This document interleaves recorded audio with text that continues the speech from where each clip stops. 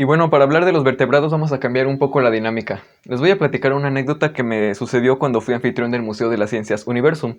Estaba yo como de costumbre atendiendo la sala de evolución, vida y tiempo, cuando de repente llegó un señor a preguntarme sobre un tema bastante conspirabiótico. Oiga, joven, ¿y cómo está eso de los reptilianos? Pero obviamente no desperdicié la oportunidad para soltar una explicación evolutiva y explicarle la verdadera relación entre los reptiles y nosotros los mamíferos.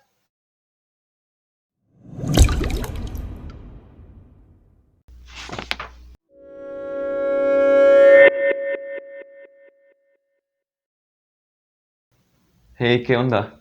Bienvenidos a la tercera y última parte del episodio 3 de Tierra de Vida. Ya sé que este episodio ya se extendió un poquito, pero no estaría sencilla recorrer toda la biodiversidad del árbol de la vida, y menos cuando son más de 30 filos de animales invertebrados, porque sí vieron el video anterior, ¿verdad? ¿No? Si no lo han hecho, se están perdiendo de más del 95% del reino animal. Les dejo aquí el enlace para que vayan a ver a mis animales favoritos. Pero como sé que muchos de sus favoritos son los vertebrados, pues vayamos al grano. Mi amiga Tania y yo les hablaremos de ellos. Como les estaba platicando, el señor llegó a preguntarme sobre los reptilianos. Y bueno, para no desviarme del tema biológico de la sala del museo, mejor comencé a explicarles sobre las relaciones que existen entre las distintas clases de vertebrados de acuerdo con la evolución de este linaje. Entonces le dije, mire señor, lo que pasa es que, como seguramente usted sabe, nosotros los seres humanos somos animales vertebrados, así como los peces, anfibios, reptiles y aves. Pero dentro de esto nos parecemos más a unos que a otros. Entonces, estudiando la evolución, podemos saber qué tanto nos parecemos a los reptiles, por ejemplo. Para entender esto, podríamos empezar con los vertebrados que surgieron primero, los peces. Tal vez alguna vez hayan escuchado que la vida surgió en el agua, ¿no? Pues bien, dentro de la evolución de los peces podemos distinguir dos grandes formas anatómicas muy diferentes. Los que tienen mandíbula y los que carecen de ella, como las lampreas y mixines o peces bruja. Dentro de estos, pues nosotros obviamente tenemos mandíbula, entonces nos parecemos más a los peces con mandíbula, y de hecho nuestros ancestros surgieron de ese linaje. Luego, los peces con mandíbula se dividen también en dos grandes tipos. Por una parte tenemos los peces con esqueleto cartilaginoso como tiburones y rayas, y por otro lado los peces con esqueleto óseo, es decir, huesos. Estos peces son la gran mayoría. Y nosotros desde luego somos más parecidos a este segundo tipo de peces, ya que tenemos un esqueleto de huesos y no de cartílago. Además, dentro de los peces óseos, nuevamente distinguimos dos grandes tipos. Por una parte los que tienen aletas radiadas, que son la gran mayoría de peces, y por otro lado los que tienen aletas lobuladas, que son así como más carnositas y están unidas al cuerpo por un solo hueso. Y por supuesto, este segundo tipo de peces son los que son más parecidos a nosotros. Pero también dentro de los peces con aletas lobuladas hay dos tipos. Por una parte los que no tienen pulmones funcionales y por otra parte los que sí los tienen. ¿Nosotros a cuáles creen que nos parecemos más? Exacto, somos más parecidos a los peces pulmonados. Y eso que solo estamos repasando los peces que existen actualmente y no lo montonal de tipos que ya se extinguieron. Pero bueno, ya vamos acercándonos a nuestros parientes más cercanos porque el grupo hermano de los peces pulmonados es precisamente el de los tetrápodos. Nosotros somos tetrápodos, ¿sí o no? En este grupo podemos distinguir dos tipos. Los animales que ponen huevos sin cubierta y dependientes del medio acuático o húmedo, o sea los anfibios. Y por otro lado, los animales cuyas crías se desarrollan envueltas por varias capas y no dependen necesariamente del medio acuático, es decir, los amniotas. Nosotros los mamíferos evidentemente pertenecemos al grupo de los amniotas, pero ¿quiénes más? Pues los que nos falta nombrar, ¿verdad? Evidentemente las aves y los reptiles. Entonces, justo hemos llegado al punto que queríamos llegar. Sucede que, como tanto reptiles y mamíferos pertenecemos al grupo de los amniotas, pues en algún momento de la evolución compartimos un ancestro en común. Este ancestro era un reptil ancestral que tenía un cerebro que cumplía funciones pues muy instintivas y no funciones emocionales ni racionales. Estas últimas funciones surgieron más bien más adelante, principalmente en la evolución de los mamíferos y no de los reptiles modernos, quienes mantuvieron un cerebro muy similar al de este reptil ancestral que estamos revisando. De ahí precisamente que a ciertas personas que actúan de manera muy egoísta y que parecieran no tener sentimientos, se les llame reptilianos. Pero bueno, mejor ya me callo porque eso es harina de otro costal. Aquí les diseñé este árbol filogenético que resume la explicación que les acabo de dar. Si les interesa repasar con detenimiento este material, estará disponible en versión deslizable y animada en mi cuenta de Instagram, donde también los invito a seguirme. Ahora sí, acabamos de ver que reptiles y mamíferos compartimos un ancestro en común. Pero, ¿qué onda con las aves? Es el turno de nuestra querida ornitóloga. Tania, ilústranos, por favor. Pues lo prometido es deuda. Hoy vamos a hablar un poco acerca del origen y la evolución de las aves. ¿Qué pasaría si yo les dijera que estas aves en realidad son los dinosaurios modernos? ¿Me creerían? Pues yo tengo mis dudas. Yo había escuchado que los cocodrilos eran los más cercanos a los dinosaurios, y puede ser, ¿no? Digo, ellos tienen dientes, son carnívoros más feroces, y además tienen escamas y no tienen plumas ni vuelan como las aves, ¿no?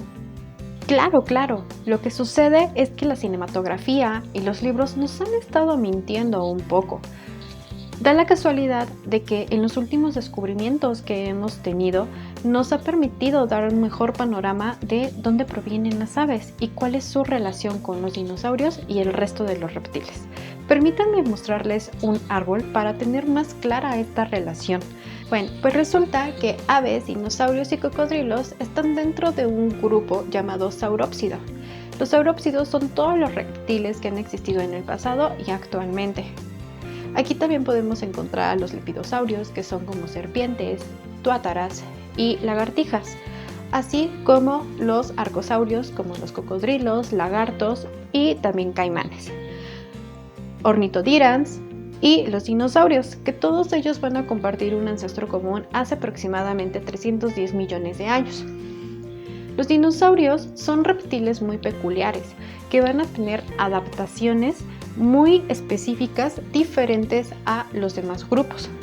Estos dinosaurios precisamente se han clasificado en dos grupos principales, los ornitisquios y los saurisquios. Este es el grupo que nos interesa. Los saurisquios es de donde va a derivar un grupo de terópodos carnívoros, del cual se van a originar las aves. ¿Por ahí vamos entendiendo? Oh, ya. Bueno, ya viendo el árbol, pues observo que efectivamente los dinosaurios son más cercanos a las aves que a los cocodrilos. Pero sigue sin quedarme claro por qué. Insisto, como que no se parecen mucho, ¿no?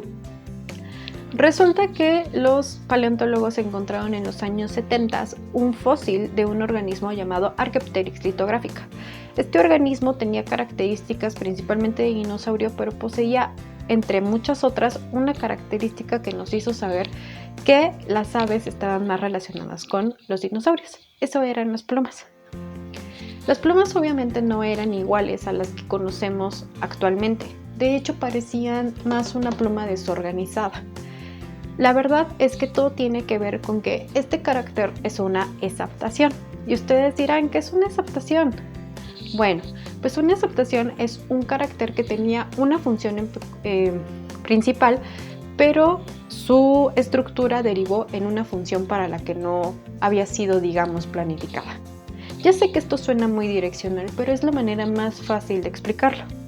Resulta que la pluma se piensa o se hipotetiza que surgió con intenciones de guardar calor. Como los dinosaurios, al igual que muchos otros reptiles, no tenían esta capacidad de regular la temperatura, aparentemente la pluma era la que iba a cumplir esa función, además de la selección sexual. Ahora podemos imaginar a los dinosaurios como el T-Rex, como el Ongiraptor o el Velociraptor, totalmente emplumados, llenos de colores, con los cuales podían atraer hembras, podían camuflajearse, entre otras funciones.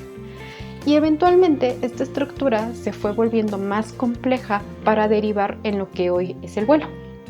Por eso, cuando comparamos las estructuras anteriores con las actuales, podemos ver una pluma totalmente diferente a las actuales, cuya principal diferencia es que es asimétrica. Ustedes pueden ir y comprar una pluma del ave que ustedes gusten y podrán ver que tiene esta asimetría para permitir más aerodinamismo a la hora del vuelo. ¿Qué otras características eran las que notaron en Archaeopteryx? Pues resulta que Archaeopteryx tenía fusionados algunos huesos. Todo el grupo de terópodos tenía el dígito 2 muy elongado, mientras que los otros muy reducidos. En el grupo de terópodos carnívoros no sucedía así. Resulta que solamente contaban con estos 3 dígitos y actualmente así lo vemos en las aves modernas. Solo cuentan con estos 3 dígitos anatómicamente en el brazo, además de que son brazos mucho más elongados que las piernas, porque toda la función de movimiento se centró en esta parte. Ah, ok, pues es que entonces el esqueleto se ha modificado mucho, por eso no es tan evidente el parecido. ¿Y qué otros cambios anatómicos son importantes en la evolución de las aves, Bueno, todos los descendientes de Archaeopteryx aparentemente han tenido entre las modificaciones anatómicas fusiones de huesos, como cuáles, pues básicamente son las clavículas y todo lo que tiene que ver relacionado con el vuelo. Las aves actuales no tienen una clavículas como tal, se llama fúrcula porque están fusionadas. Al mismo tiempo, la parte del esternón está prolongada y lo vamos a denominar como quilla. Todos ellos son lo que van a almacenar los órganos de vuelo y la pechuga, que va a ser uno de sus músculos principales. Cabe aclarar que la estructura de la quilla no es igual en todas las aves, como las avestruces. Como es diferente, no tienen la capacidad de volar. Entre otras características que podemos observar entre las aves modernas y las extintas son los dientes. Las aves anteriores sí poseían dientes, actualmente ya ninguna los posee. Toda la función ha quedado recaída en el pico, que aunque su base es hueso, no posee estas estructuras dentales. Perfecto, Tania, muchas gracias. Yo digo que te mereces un super like por parte de nuestro público. ¿O ustedes qué opinan? ¿Ya se suscribieron y dejaron su like? Si ya lo han hecho, ¿qué les parece concluir nuestro recorrido por el árbol de la vida llegando hasta la rama que ocupamos nosotros los humanos? Está claro que somos vertebrados y amniotas y que pertenecemos a la clase de los mamíferos y el orden de los primates. Pero por ahí es muy sonado todavía que venimos del mono o algo así. ¿Será esto cierto? Esto también nos lo explica nuestra amiga Tania. Escuchémosla. Una de las principales incógnitas cuando de biología se habla es sobre el origen de los humanos y de nuestra relación con los otros grupos de simios. Hoy vamos a resolver un poco más de este interrogante. Comenzamos en Purgatorios, que es el ancestro común de todos los primates, quien existió hace aproximadamente 65 millones de años. Esto lo sabemos gracias a que este organismo, junto con todos los demás primates, compartía el pulgar oponible. Seguimos con la rama más basal, que son los lemures y los loris. Estos organismos se encuentran en este sitio debido a su cara, que es todavía muy alargada, muy similar a Purgatorios. Además, tienen hábitos nocturnos como los tarseros, aunque actualmente se sabe que estos organismos ya son un linaje aparte. Posteriormente vamos a continuar con los monos del Viejo y Nuevo Mundo. Dentro del Viejo Mundo encontramos a los mandriles y a los babuinos, mientras que en el Nuevo Mundo encontramos al mono capuchino y al mono araña. Esta división se hace básicamente por su distribución geográfica. Recordemos que el Viejo Mundo son Asia, Europa y África, y el Nuevo Mundo solamente contiene a América.